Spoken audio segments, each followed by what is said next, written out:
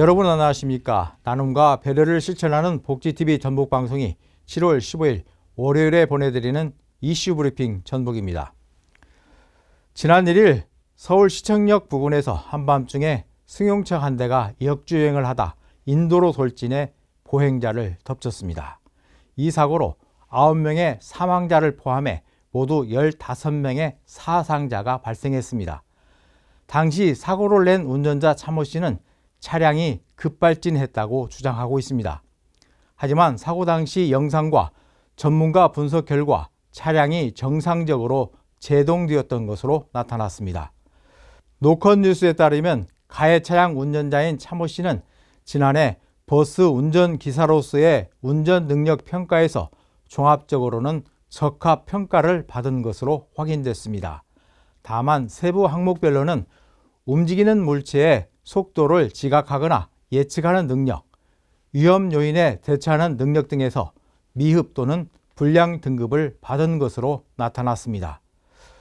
도로교통안전공단에 따르면 만 65세 이상 운전자가 낸 교통사고는 해마다 증가하고 있습니다.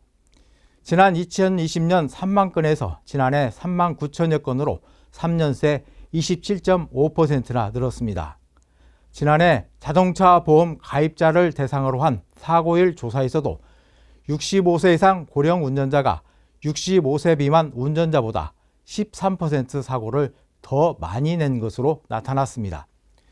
지난해 전북 도내에서 교통사고로 사망한 173명 가운데 37.1%인 63명은 고령 운전자가 낸 사고로 숨진 것으로 집계됐습니다. 한번 사고가 나면 피해자 수도 크게 다치는 경우도 많았습니다. 실제로 지난해 3월 순창군에서는 70대 고령 운전자가 몰던 화물차가 조합장 선거 투표를 위해 서 있던 유권자들을 덮쳐 4명의 사망자와 12명의 부상자가 발생하기도 했습니다. 경찰은 사고를 낸 운전자 A씨의 운전 미숙과 브레이크와 가속 페달을 헷갈려 사고를 낸 것으로 보고 A씨를 구속 기소했습니다. 하지만 나이가 많을수록 무조건 사고를 더 많이, 더 크게 낸다고 단언하기는 어렵다는 지적도 있습니다. 2019년에서 2022년까지 자동차 면허 소지자 대비 교통사고 건수를 연령대별로 비교한 결과 연령이 높아진다고 사고율이 계속 늘지는 않았습니다.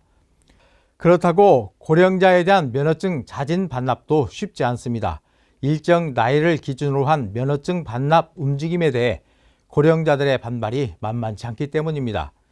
일선 자치단체에서는 고령자의 면허증 반납을 유도하기 위해 20만 원 정도를 보상해주고 있지만 유인책이 전혀 되지 않고 있습니다. 실제로 지난해 전국에서 운전면허를 반납한 고령 운전자는 전체 고령 운전자의 2.4%에 불과했습니다. 급기야 이영록 충남 홍성군수를 비롯해 홍성 지역 기관장 13명은 지난달 초 모여 자신들이 고위험 운전자가 되면 운전면허를 자진 반납하겠다고 약속하며 운전면허 자진 반납 약속 캠페인을 시작했습니다.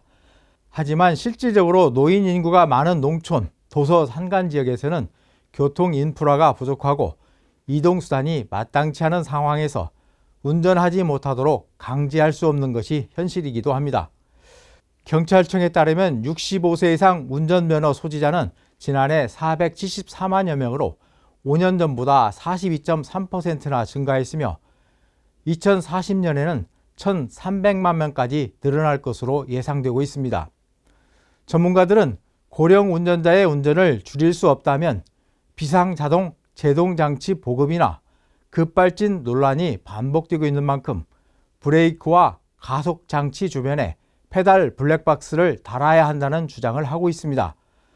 또 차량 교체나 신차 구입 시 안전장치 유무에 따라 할인 혜택을 적용하는 것도 하나의 방안이 될 수 있다고 말합니다. 이제 100세 시대가 도래하면서 고령 운전자 문제는 시급히 해결해야 할 우리 사회의 과제가 됐습니다. 나눔과 배려를 실천하는 복지TV 전북방송이 7월 15일 월요일에 보내드린 이슈 브리핑 전북이었습니다. 이 방송은 환자중심병원 전주 대자인병원과 JB 미디어 그룹 지원으로 제작됐습니다.